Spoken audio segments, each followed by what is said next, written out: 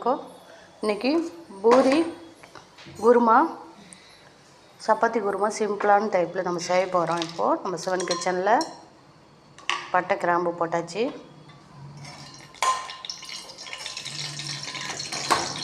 வெங்காயம் 2 வெங்காயம், சின்ன வெங்காயம் கொஞ்சோண்டு அரிஞ்சு வச்சுருக்கேன். ஒரு பச்சை மிளகா, கருவேப்பிலை, கொத்தமல்லி போட்டுக்கலாம்.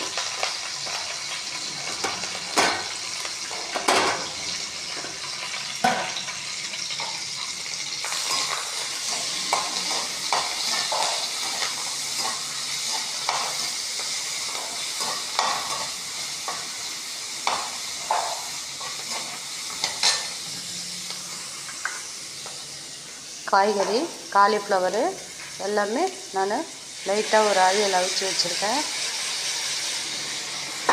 காலிஃப்ளவரு, கேரட்டு, கோஸு, உருளைக்கிழங்கு எல்லாமே அந்த தண்ணியும் எடுத்து வச்சுருக்கேன். காலிஃப்ளவர் மட்டும் தனியாக சுடு தண்ணியில் போட்டு சால்ட்டு போட்டு எடுத்து வச்சுருக்கேன். இப்போது அடுத்து மஞ்சத்தூள் போட்டுக்கலாம். ஒரு 1/4 டீஸ்பூன் மஞ்சத்தூள் போட்டுப்போம். காரம் நான் ரொம்ப சேர்க்கலை.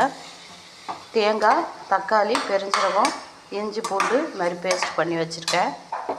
அதை இதில் போட்டுக்கலாம். பச்சை வாடை போகிற அளவுக்கு வதக்கி விட்டுடலாம்.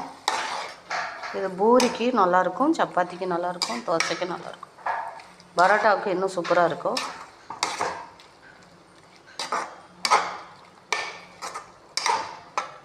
பச்சை வாடை போயிடுச்சு.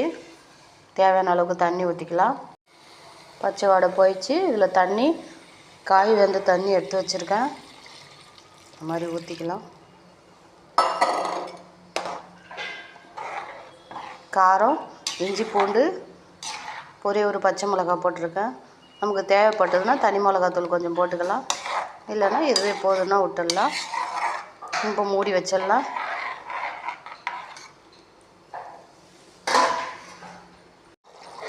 சப்பாத்தி குருமா ரெடி ஆகிடுச்சு.